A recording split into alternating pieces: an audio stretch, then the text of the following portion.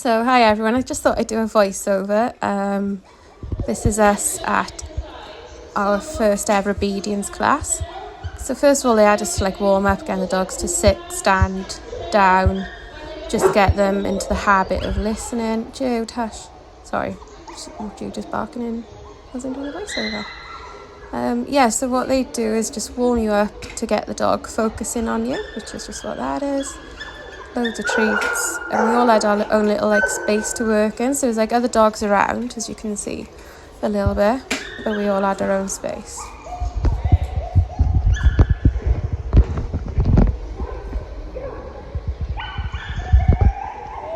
So I was really chuffed with Judith last night doing obedience because she's doing something new. I just got her to do a bow there because why not? Something completely new, and it was really good fun. So I want to thank Sarah for filming. It's a nice little show stand while we're at it. And then a sit, and then a bag. Good girl. So you can see the trainers just coming in. She had a bit of a speaker. Good girl, Judith.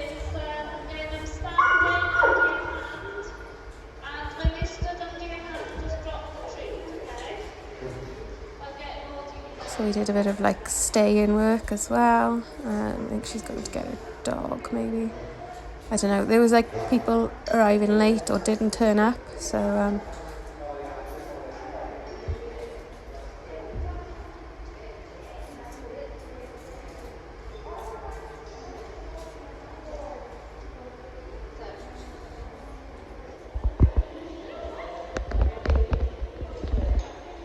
getting them to walk to heel a little bit as well. And what they want to do is get them, if you've ever seen competition obedience, they want them to be glued to your left leg. So it's teaching them to get comfortable with being by your left leg. It took us a little while to get used to it, and they wanted you to drop a treat, which I just found a bit weird because she just wasn't really where I wanted or where I needed her to be. And we also had to wear a face mask, by the way, as well. Good stand. So yeah, obedience is more to it than I thought. I thought it would be hard, but I didn't realise how particular they were. So what they want is the dog to be, not just by your side, but land straight. So you see how Judith was swinging her bum out there, again? Because with showing, they're used to facing you. So she wants to kind of swing her bum out to face me. So I think the trainer there is just explaining what she wants me to do or how to get her to stay straight. And then it's not just about turning, it's turning in the correct way. So she kept her bum straight to this, so that was better.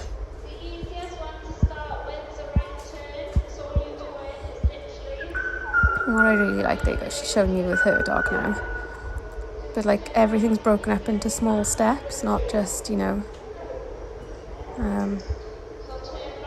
really, everybody wants them to walk to heel, how they do in obedience. But it's little steps to build up to that. You see, she still wants to really swing her bum out. There you go, she's getting better. You can see now, she's not swinging her bum out so much. And she's staying a lot straighter, and she's staying glued to my leg. And I think this is where she's telling me how to move my feet. So what they want you to do is tee your foot. And then, I've got used to it by now, but it was a bit. So tee and turn. There you go. You can see my footwork. So it's not just the dog's footwork, it's yours as well. Which it sort of reminds me a bit of dressage. It's a lot more to it than you think. There's lots of little things to learn, little tricks.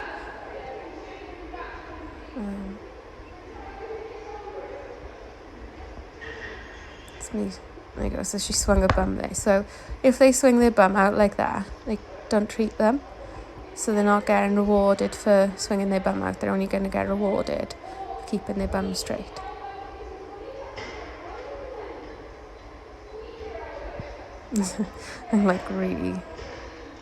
I'm not the most coordinated person with things like that. I think this is where they wanted you to do a left turn, which is harder. because the dog's got to like move backwards and swing their bum to stay in line with you. And sometimes she gets it and sometimes she doesn't. Like you can see a bit like quite a stilted movement.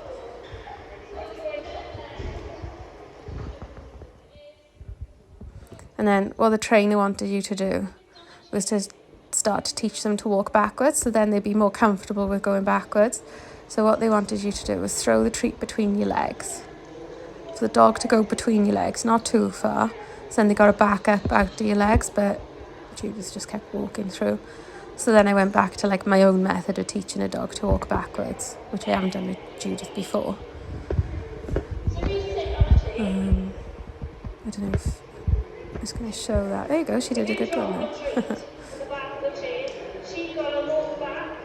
But you can see the trainer there, she's showing you up against the wall, throw a treat between your leg. Dog ducks down between your legs to get it and then has to back up out of it. So it's just teaching the dog to back up out of it.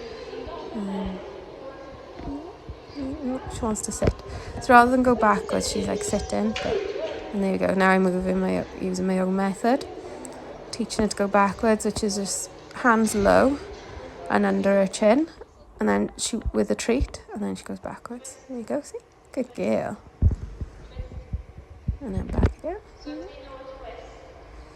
So you reward any effort. And then the other thing the trainer was telling you to do, which would make this movement easier, is teach them a spin.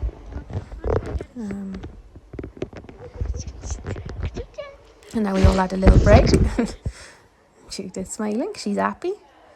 And then Sarah tries filming from a different perspective.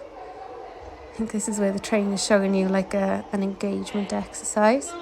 So she's got a stick with a little measuring cup at the end and she puts a treat in it. So she wants the dog to like follow the treat and like it'll teach the dog to go around you and stuff like that.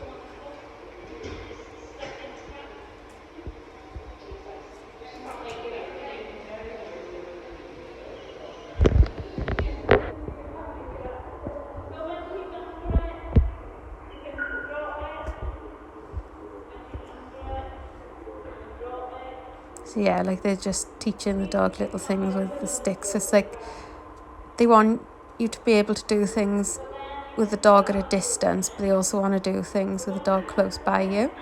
So this is starting to teach the dog a distance thing and, you know, trotting, looking up, because that's what they like in obedience. There you go, so it's teaching the dog focus.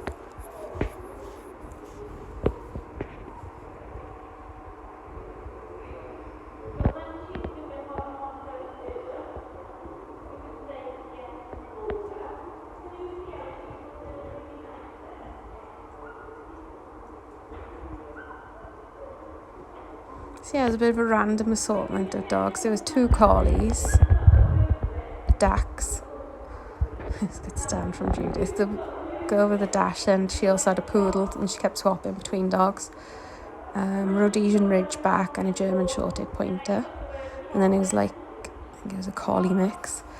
The one collie, the woman is like trained up to championship level with other dogs at obedience, so hers was so good. It was so cool to see what you can do or what they you could do. I think this is part of the sit and recall.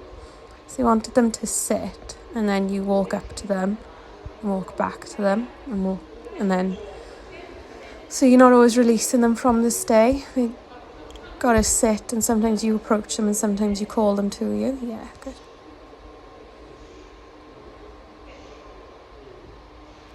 And this was the sit stay where they just had to sit and stay for a certain amount of time.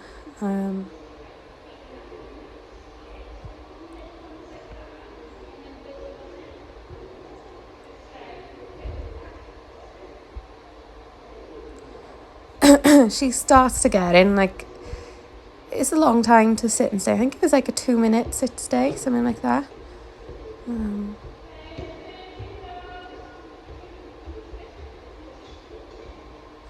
can see the woman behind us. She approached her dog and then released it, and that's what you want to do. Now is the lie down stay, but Judith just wouldn't stay in the lie down at all. As soon as she lay down, she's getting back up. But I practiced that this morning and she was on a vet bed and she was staying down for as long as I needed her to. So I think it was more, she just didn't like lying down on the hard floor. See, as soon as I do something, she's getting up. So the trainer's now showing me like a method. Well, she did show me a method of like getting her to stay. And there was the stand stay, which is meant to be the hardest one for obedience dogs. But for Judith, who's shown, staying in a stand is normal.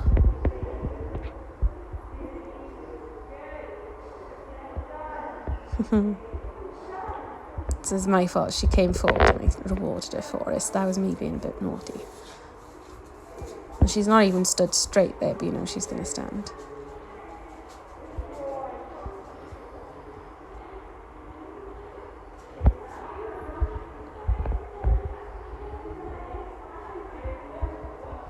So you can see the woman behind, she's like using her hand to keep the dog's focus and everything like that. Yeah, Judith lost focus there as well.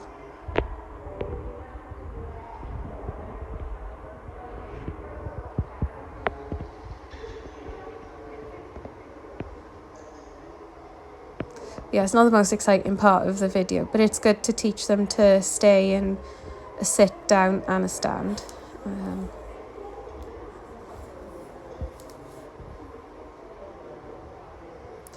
Yeah, and then after this, we work on like getting them into your personal space on the recall. So you want them to come like into you for the treats. You want like their nose on your belly button for the retreat. And then see how when I got back to her, she stayed in the same place, and that's what you want to teach them. So now we're doing a little bit of recall. I think she kept telling me to go to the end of the lead, but I had quite a short lead, so it was a bit pointless. You see me walking backwards and forwards and stuff like that. That's what they want you to do. And if you see the collie in the background to the left, see how close it's coming on the recall? There you go. That's what you want to teach them. But that's hard. Because it's not natural for a dog to come into your personal space like that. You see Judith almost takes a step backwards to sit, whereas they teach them like a step forward to sit. There you go, you can see the collie in the background. That's what you want. There you go, good. So, there's something we learn in teaching her.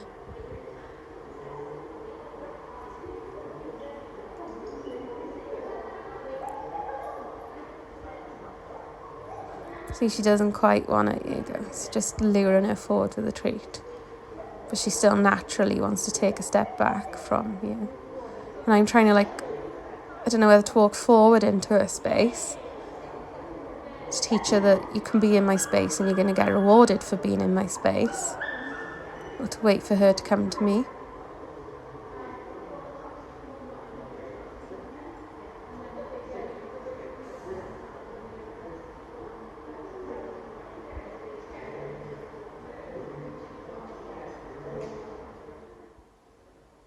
There you go. See, she's coming more into my space for the treat now. So she's picking up, all of this very, very quickly, which is what I was most pleased about, because it's completely new for both of us. Good girl, Judith. You see, that's much better. So yeah, I really liked it because, we all do recall. We all get them to sit down, whatever. But this is getting them to do it in a completely different and specific way, and you could get quite perfectionist about how they come to you.